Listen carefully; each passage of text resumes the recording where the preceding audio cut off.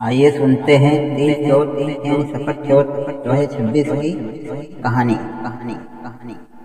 नमस्कार दोस्तों, आप सभी का के अपने यूट्यूब चैनल भक्ति की दुनिया ऑफिशियल में स्वागत है। तिल चौथ के पावन अवसर पर आप सभी को हार्दिक शुभकामनाएं। आइए अब सब मिलकर तिल चौथ की पावन कथा सुनते हैं। एक समय की बात है, एक शहर में देवरानी और जेठानी रहा करती थी। देवरानी बहुत गरीब थी जबकि जेठानी बहुत अमीर थी। देवरानी भगवान श्री गणेश की सच्ची भक्त थी। उसका पति जंगल से लकड़ी काटकर बेचता था और अक्सर बीमार रहा करता था। देवरानी दिन रात मेहनत करती और जेठानी के घर जाकर सारा काम करा करती थी। बदले में जेठानी उसे बचा हुआ खाना और पुराने कपड़े दे देती थी। इसी से देवरानी का घर चला करता था। माह महीने में तिल चौथ आई। जब देवरानी ने श्रद्धा भाव से व्रत रखा, उसने थोड़े से तिल और गुड़ लाकर तिल के लड्डू बनाए, पूजा की, कथा सुनी और तिल के लड्डू को छिके में रख दिया।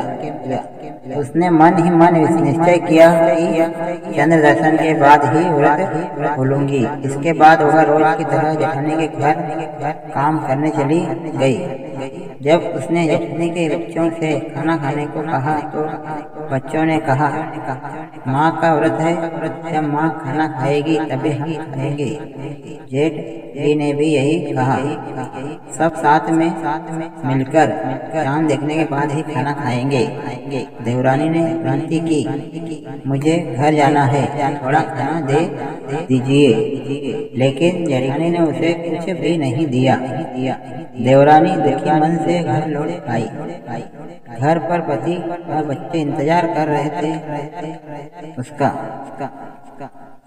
जब उन्हें पता चला कि खाने को कुछ भी नहीं है तो बच्चे रोने लगे।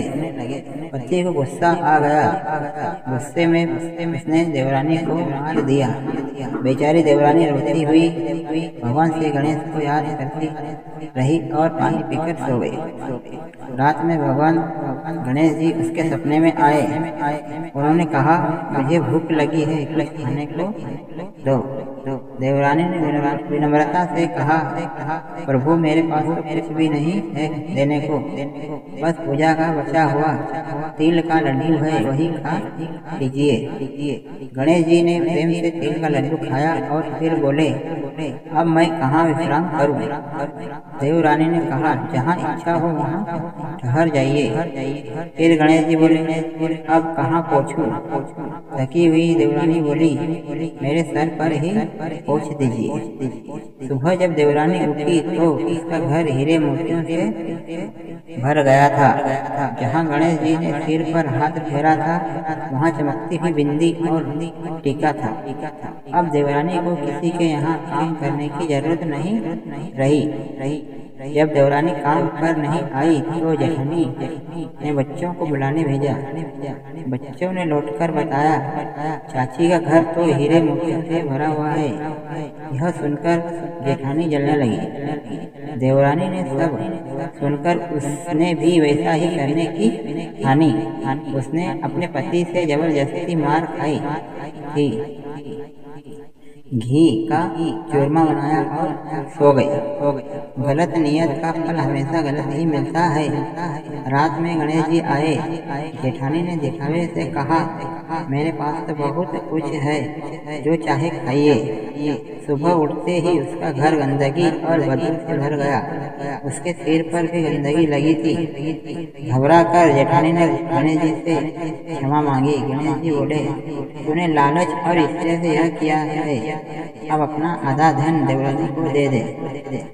जब उसने चालाकी से कुछ धन छुपाया तो गणेश जी ने छुपाई हुई हर चीज आधी करवा कर अपनी लीला समेट ली। इस कथा से हमें यह सीख मिलती है कि भक्ति और सच्चाई से भगवान प्रसन्न होते हैं।